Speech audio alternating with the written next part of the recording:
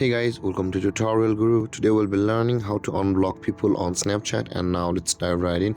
Now to unblock people on Snapchat, first let's open up our Snapchat app. And from over here guys, in order to unblock people on Snapchat, first we'll be required to go to the blocked list of our Snapchat. So guys, to do that, at the top left corner of your screen you can see a Bitmoji icon or your Snapchat profile picture. Tap on over there, and when you land on this interface, at the top right corner of the screen, tap on settings icon.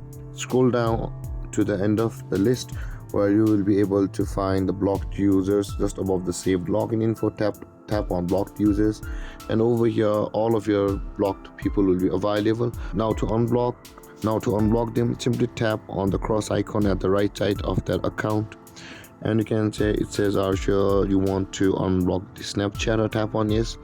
And with that being done guys, this is how to unblock people on Snapchat. And if you have any confusions or questions regarding the topic, feel free to comment in the comment section below, and don't forget to like, subscribe and hit that bell icon for more videos. Thank you for watching guys. Peace.